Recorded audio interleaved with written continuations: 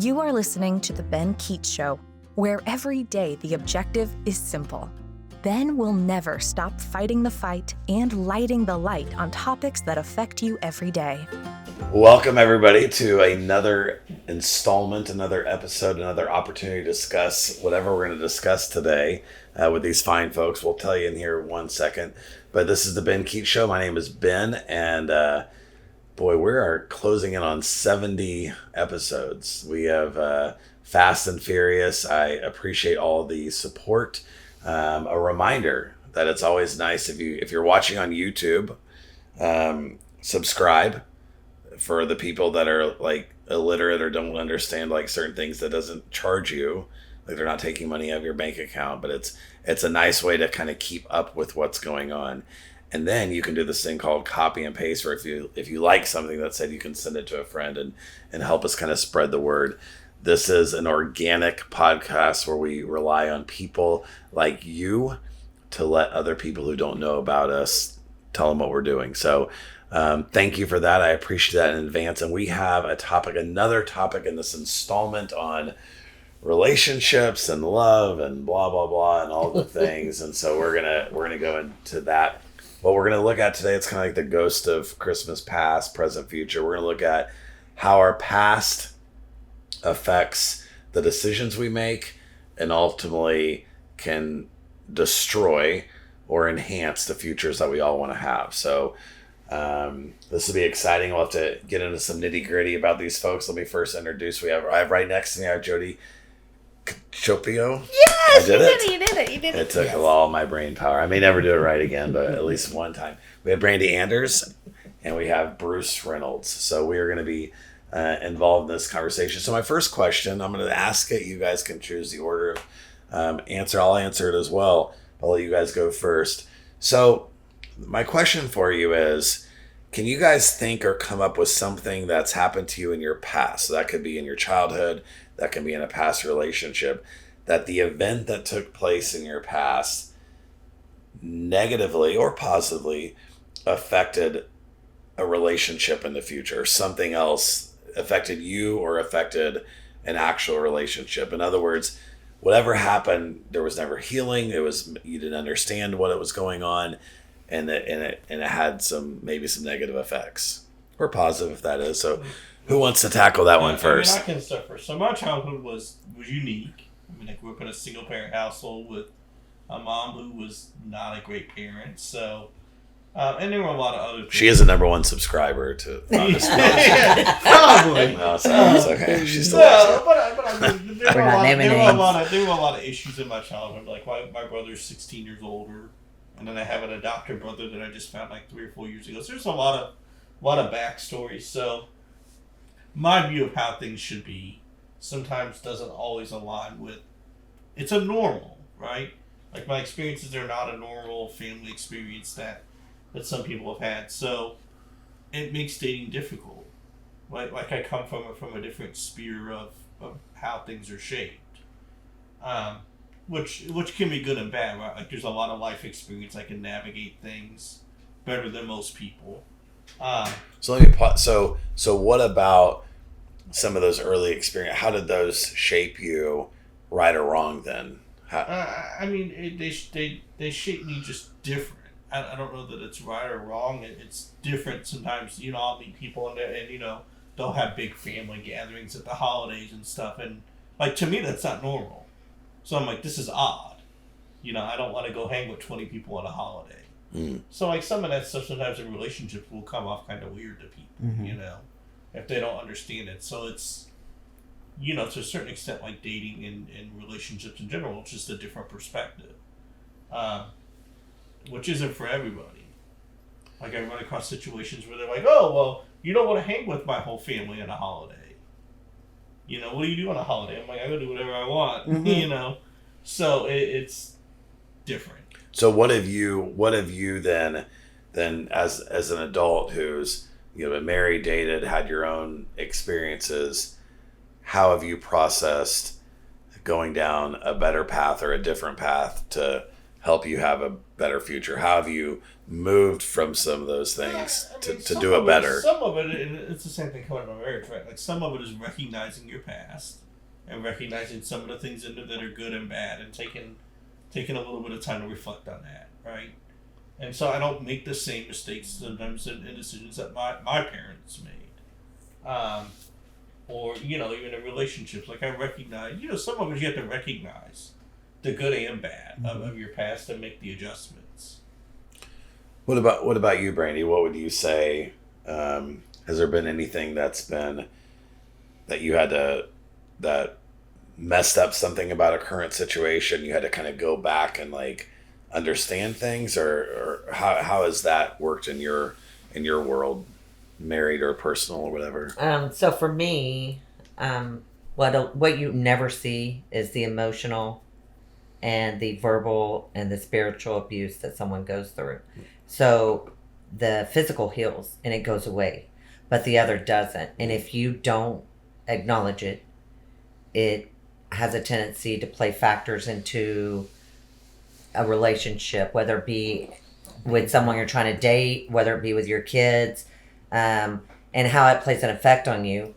If it's an emotional trauma, then sometimes your kids can say stuff that necessarily, they're kids and all, but it takes you back to that place, and it makes you hurt all over again. If it's a spiritual one, then you can meet someone that in their spiritual realm, they're trying to, just be there for you and get you in the right place and the right mindset. But then you look at it as like that person that told you would never be godly enough for anyone. So you go right back to that place. So until you stop and address it and realize it for what it's worth and who it came from, and acknowledge it and acknowledge the hurt it did, then every time you always just went back to that bad place. So for me, I had to stop and I had to face everything I ran from. Mm-hmm.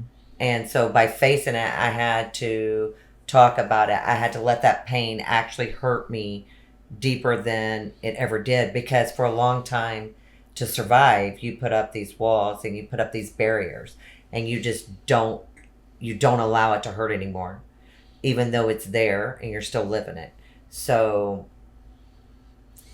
I think addressing it. So when you go forward, if someone says something to you that's hurtful, then you can say, like, that really hurt my feelings. I wish you wouldn't say it like that. Or you can say, I understand you're looking out for me and all like that, but I think where I need to be spiritually, or where I'm looking for spiritually, it's just not the same as what you feel like I need right now. So then you're no longer on defense. Right. You're able to speak for yourself and to have healthy boundaries. So I think, so you said a number of things that are interesting. I think one of the things you kind of started to say, and with one example was, I think you gave an example of, on the spiritual side, somebody not, you're never going to be, what they say, a godly woman, or what? Godly enough. Godly enough. Okay. So herein lies the problem. The problem is that parents, let's just say parents, put labels onto children that are not true. They're sweeping statements. You're not going to be this. You're always going to be this. You always seem to do this. And there's and those statements don't leave kids. Mm-hmm. And so we're not even getting into the truth or not. And in one sense, that will always be true to the kid, even if they argue, fight, don't agree. There's always going to be an element of that statement that's true. So if they hear somebody say that in the future, they're always going to go back, and it's that ringing echo in their mind of what was said to them. And so, I mean, the first, I think, just like general lesson for parents is you have to learn how to speak correctly in terms of what you're attaching to your child. Mm-hmm. So in the one sense, you have to raise them, you have to teach them, show them right, wrong, etc. But if you're attaching a label, it doesn't even matter what the label is. The label can be like, you're always like, I don't even like when parents say, like, talking about it, let's say a 3-year-old boy, oh, he's just always such a flirt. So I cringe when I hear that, even though it's harmless in a sense, and it's not with the depth of what we're talking about. It's still a label that's saying that somebody's always something. So when they're 5 or when they're 8 or when they're 10, are we like raising this like playboy kid who's always like, he's just this womanizer, he's just this, are we painting things about them that are true? And that's such a harmless example. That not go back to, we talked about the masculine thing, right? And we talked about young men opening doors for ladies. You take out the trash, you do this, you do that. We're labeling them to be a young masculine man to grow up to be that. Yes. In a sense. So, yes. Right? So for me, like, I'm not a big coddler with my kids. I'm pretty certain, but I had to raise them. I was a single mom. When they were sick, they slept on the cot in my office. Right. I didn't call off to work because life still had to go on, right? Right. But I was a hard ass. I was the mean mom and things like that. So it goes back to where, like, we can always talk about what all of us do wrong, right? But then how do you fix that after that wrong's been done? Okay. And then you go forward. So that's like the past things that have happened in your past. Even if you don't fix them, but you keep going back to that trauma, at some point you got to stop, whether it be the kids, whether it be the parents, whether it be somebody you dated, ex-husbands. You got to stop and face whatever that trauma was and heal from it and move on. You can't keep holding on to it. I think the only way to heal from, let's just call them labels, things that people attach to us, whether it's, you know, like I said, our wife or husband or parents, whomever, is to have an honest assessment of what about that's true and what about that's not. Like, let's just start with that. So if we're to say, like, you know, your husband's like, I mean, you're always bitchy, you're always complaining, you're always this, and like, you don't really feel like you're always, but maybe sometimes, it's like, okay, well, like, outside of you and the annoying things you bring to the table of why I probably act this way, which maybe that's not the healthy part. It's just evaluating, okay, how do I need to show up differently? Am I always coming across as a complainer or naggy or negative? And because if you dismiss them because you hate your husband for maybe good reasons, then there is no opportunity to grow. Even if 8% of what he's talking about is true. But the problem that people have in dating is these labels stick. So then if you're in the next relationship and somebody's like, yeah, you know, I left, you're talking about like why you got a divorce. Yeah, I mean, she was always just so negative and all you heard is negative. Yeah. There's a red flag there that never meant to surface because it's touching on something in our past that we're still not fully coming to terms with. And you know what's ironic? Like, I will not talk about my exes. And I've had guys ask me, like, so tell me about your ex. What happened? And I said divorce. And it's that, you know. And sometimes they take that as rude or whatever. And that's fine. I refuse not to talk about certain things in my past. Not because I haven't healed. Just because I don't look in the rearview mirror. I want to talk about my present and my future. And I think our past, we all can learn from our past. Right? Like, will I say 100% of everything was one person's fault or the other? No. At some point, I contributed to things too. Right? We all did. It doesn't matter if it was because I got fed up and I pushed back. It doesn't matter it's because I didn't want to be, you know, belittled anymore. At some point, we all contribute to that. So you not only have to acknowledge what they've done, but also what you did. Kind of like what you were saying. You know, they can keep doing the same thing over and over and over and over. You have to acknowledge also what you did in the situation in order to heal and move forward. Yeah. Well, and I think it's important, you know, I mean, to acknowledge what issues you might bring to a relationship too. Like, you have to know yourself well enough to be able to identify, here are the things that are going to trigger me. I don't necessarily want to find a relationship with those triggers hanging out there. I have certain things that is a no-go for me. Yeah. That I automatically want to learn if that's part of you. And I won't tell you, but I'll find a way to learn it because I don't want you just trying to change just for me because eventually you're going to either resent me or we're going to bump heads over it. Yeah. But there are certain things that are just an absolute no. And if that's what it is, then I don't tell you I just say, I just don't see this going anywhere. Well, I'm right. Like, early on in a relationship, those are the things I'm trying to find out. I methodically try and figure out certain things and feel out, you know, there will be questions I ask, and not necessarily as traps, but I want to know how you respond. Yeah, that's the process. The process. It doesn't have to be a win or lose or trying to earn or get something. It's just let's meet, talk, and see where we're at. What would you say, Jodi? With my childhood? So first of all, my childhood up until age 13, perfect. I had the best childhood ever. I was grew up on the lake, rode my bicycle, dinner every night, no alcohol in the house. I mean, my family went to church, went to CCD, all of that until my parents divorced. And then getting my dad's attention from 13 to 18 was the hard part. Getting my mom's attention from 13 to 18 was the hard part because my mom was trying to better herself and going to school. So she wasn't there for my events because I was very active in school. I was a cheerleader, I was a gymnast and all of that kind of stuff. And then she moved us up and going into my 10th grade year of high school, which was very traumatic to me. But going back to my dad, which Ben and I've talked about this, I was very promiscuous because some young women, I chose to have men in my life and sleep with them because they would give me acceptance and make me feel like I was beautiful, but really it did more damage than it did good because, I didn't get what I needed from my father, right? Well, then I meet a man, my first husband, which Ben and I've talked about this through our coaching stuff. I met my first husband and he loved me for who I was and my worth. He saw who I was. And it took me 30 years to figure this out. He saw who I was. He loved my personality. He loved everything about me. But guess what? That young sexual Jodi, the 20-year-old that let men just use and abuse her, she kept that behind and he never saw that woman because she was traumatized. That young woman was traumatized. So he saw who I was, the funny, the active, the loving, caring person. And then our marriage failed because I never allowed the sexual part of me to come out. We were best friends. I was like, we were not chemistry. We didn't have chemistry, but then I wound up cheating on him. I cheated for sex.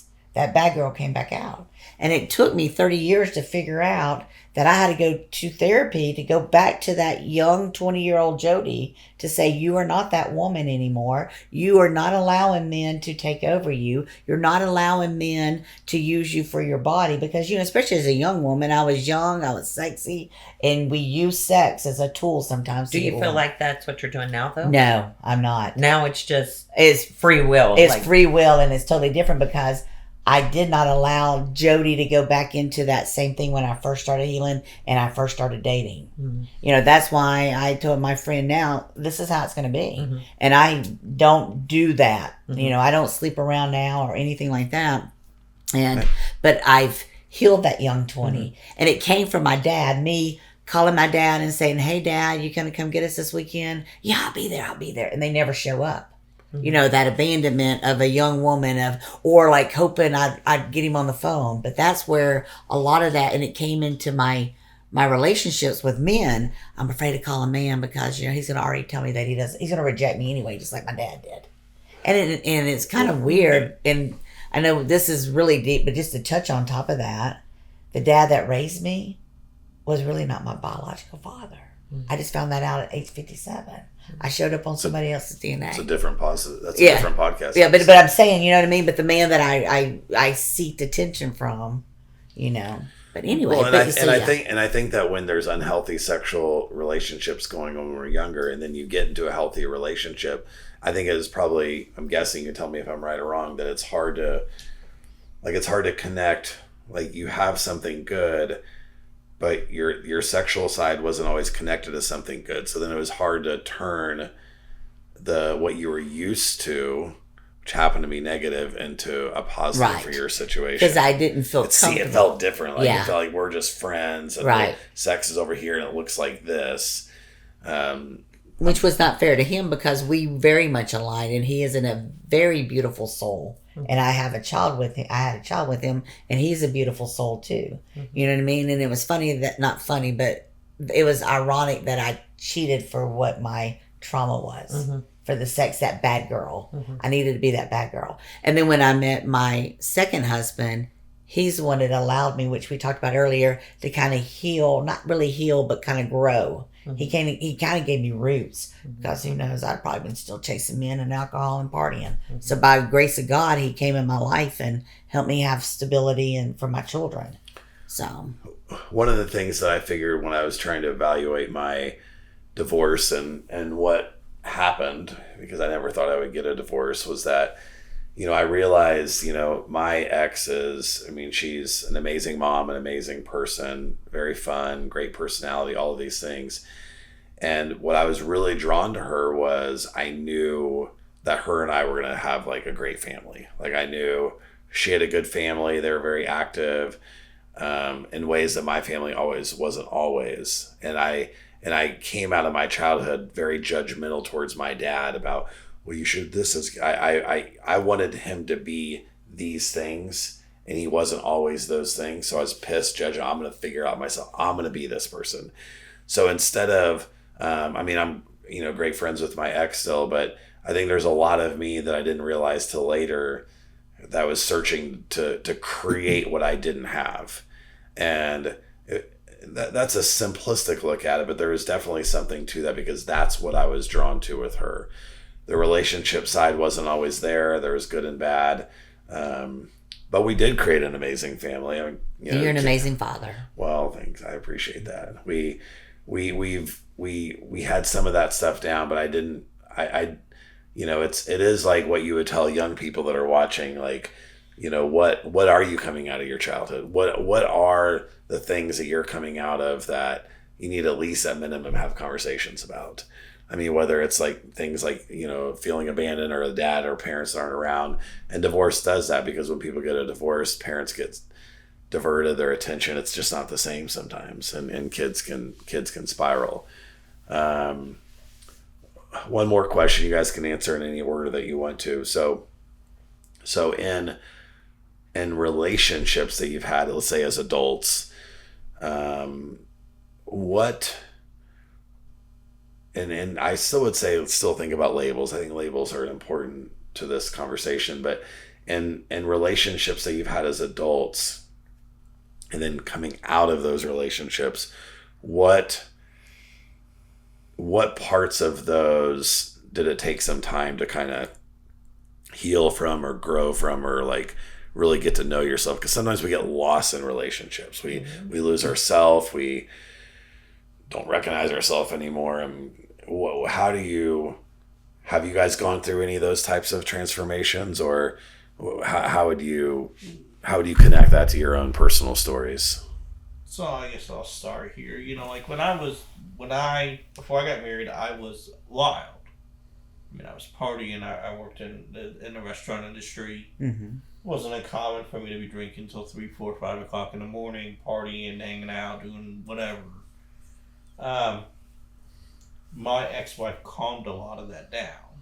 I settled down very quickly. Like we were cool.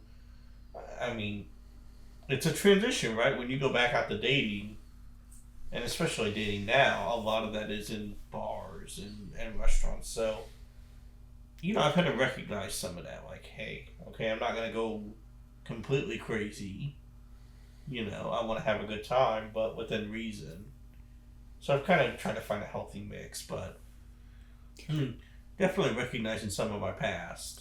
So did she purposely change some of the things you're doing in your past, or was it just a decision you made? Yeah, it was kind of just natural. I drank a lot underage. So, I was going through bottles of Southern Comfort at 9 or 10 years old.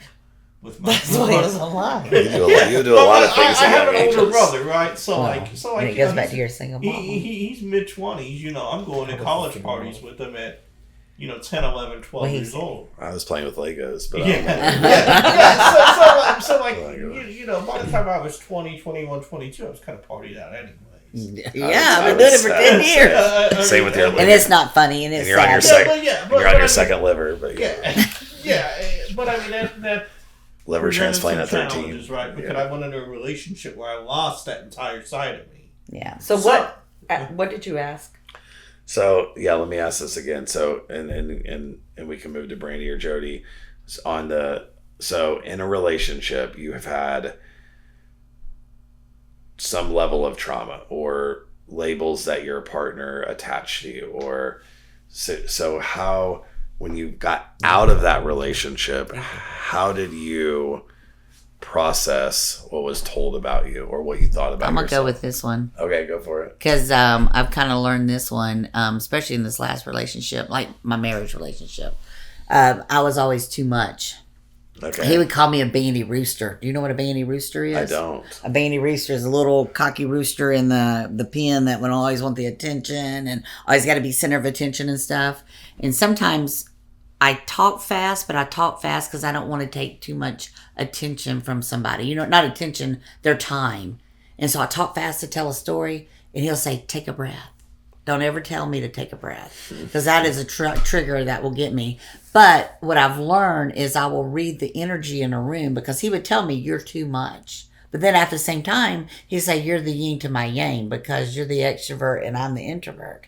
So I've learned from that to be more calm, not to be this. We had a conversation about this once. Yeah. And I'm not the center of attention, and to be more of an active listener. And I read the energy of the room, because not everybody can handle Jodi's energy. And if you can't handle my energy, it's not that you got to get to know me first. You know what I mean? I just have I'm a strong female. But it's not because I'm not confident. It's just, that's who I am. Mm-hmm. But I will be your best ally. Most confident women are strong. Yeah. Because for one, we don't have to put other women down to lift women up. I tell you, got beautiful blue eyes. Right. We'll talk about this later. See? But no, you're right. I mean, I think we lose ourselves in trying to appease to others when we're given labels. Right. So we lose who we are. We lose our identity. We lose our desires. We lose our dreams, our goals. We lose us. So for me, after losing myself, it took a long time. Actually, it was probably 2021 when I actually started finding myself. Mm-hmm. It's kind of cool when you wake up and you're like, whoa. And just to think it's only 2024. I mean, it wasn't the last 2 years to where I started, when death knocks on your door, you have a tendency to what you say, be like, all right, well, let's do this. Right. And once you beat it, you realize that it's time to live and not take, I wouldn't say take it for granted, because I never really took life for granted. I've lost a lot of people, but I would just say you start learning that what you want matters too, and you have to stop living for everybody else. Right. Well, and I think that's one of the things I found coming out of a divorce, that I've had to figure that out. You know, I think, you know, like, I lost a lot of who I was when I got married over time. And so, like, I kind of had to start, you get out of a marriage, you have to start figuring that out, you know, based on the labels that somebody's given you and how things have gone, to find yourself again and who you are. And even who you, and because some of the labels that we get in our marriage, there is truth behind some of those things. And so that's why, like, you're talking about your ex, sometimes people, I mean, I've seen it in myself, I've seen it in my ex. We're not the same people we were when we were married. Mm-hmm. You know, we both have done our own growing, our own understanding of our own weaknesses. We want to tweak and change certain things about ourselves. But the difficulty is that the ways that we were labeled, we have to accurately see and understand that. Mm-hmm. And sometimes we hold on to too much of that, and then there are triggers when we date later. I know when I first started dating, you know, the 5 problems I had in my marriage, if she was anywhere close to any of those 5, nope, you're done. Nope, not taking a chance. Nope. You said that one thing that one time.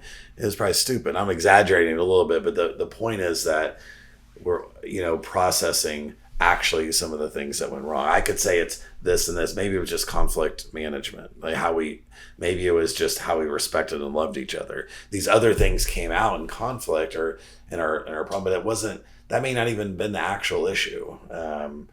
You know, and obviously there's just so many stories with this, but it is difficult to process your past and come out of it and know exactly what it looks like or what it was. I can say this though, once you get to that point where you've acknowledged it, you've faced the past, the traumas, the things like that, and you're at a healthy place, it's like so much refreshing. Mm-hmm. Like, even when you go on dates, even though you know, like, that date, like, that guy's not for me, or like the speed dating event we did, right?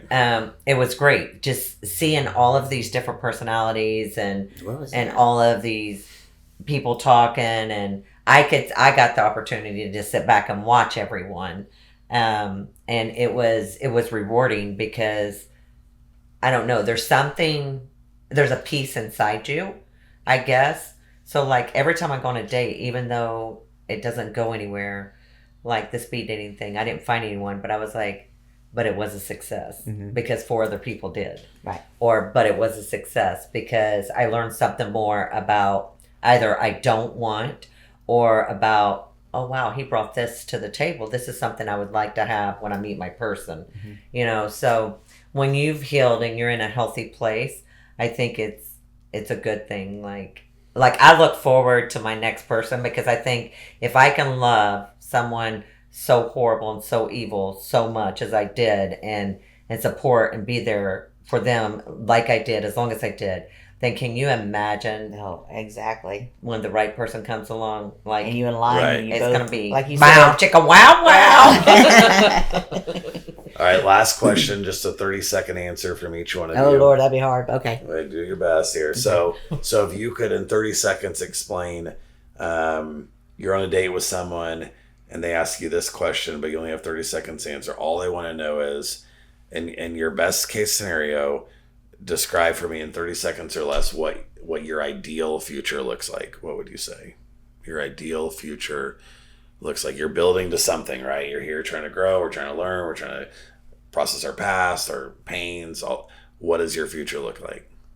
Ideally, it looks like a lot of positive energy, a lot of support, a lot of memories being made.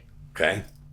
I like that. Yeah. I mean, I think I kind of along those lines, a lot of positivity, a lot of being supportive from both ends, both being successful, I think, in the different ways that we may want to be. I mean, in general, just no negativity, like nothing but positive energy, I think. Me? Jodi? All right, financially stable on both ends, me and him. Okay. And then being able to be adventurous. Okay. And being able to go into any situation, like we can go in the middle of Times Square on New Year's Eve because we want to. Okay. Not because you have social anxiety. And just be able to go spur of the moment, travel, companionship, and great sex. Okay. There you go. I think that was 32 seconds, but that's fine. It wasn't more than 30 seconds. I was just messing because your last 2 seconds was sex. So. That was the most important part. That's the part I left out. It's okay. It's Good just, boss. it is what it is. So I would say my answer. So I'm gonna say what I know you were thinking, but you didn't say. Because I'm gonna say if somebody asked me this question, then I'm gonna say number one, I'm married. So I'm gonna say like I'm in a committed. Because right now I'm not in this hypothetical. We're not in a committed relationship. We're just having like a date, and they're boring, or they're asking. Maybe they're not boring. So I'm in a committed relationship where the goals and what we're like the ways that we interchange our. See, I'm already over 30 seconds. Yes, yeah. I know. It's like I can give myself more time for a little bit more time. That the way that we exchange is that it's like we're fighting for each other. We're a team. We're partners, and we're just going through life in that way. My goal is to be married. My goal is to be in a committed relationship. But it's difficult to get there because it's hard to find. That's why it doesn't. I mean, all these things we're talking about. If it was easy, we would be with them right now. It's not easy. We had to stay with the ones we had and not moved out. Well, I think things like this is going to make it easier, and I think just being able to talk more openly about what you want. I mean, because I'm very direct now. Like when I sit down, I'm just like, that's what I want to know. I hate that I missed a speed dating. When is that? That'd have been fun. I did it. Just this is Brandi. You can talk. She's Brandi. She's got all the inside scoop on these things. Yeah. But yeah, I mean, I think when you become healthy and like you said, in a committed relationship, married, that's most definitely what I see in the future. A very good friend of mine who wants that committed relationship or whatever. Again, her problem is like you really can't get there has to be a friendship. It takes time to build that trust, and sometimes people rush that process. I maybe have done that a few times. Anyway, folks, thanks for tuning in. This was an interesting conversation as everybody's bearing their souls and all the things. So From Thanks childhood to present. There we go. Have Yeah. a great day. And we will see you guys soon as we continue to talk about all things dating. Have a great day. Bye. Thank you so much for listening. Let's keep the conversation going. You can reach out on Ben's website, www.benkeechshow.com, or on social media to chat. And please remember to subscribe so that you never miss an episode.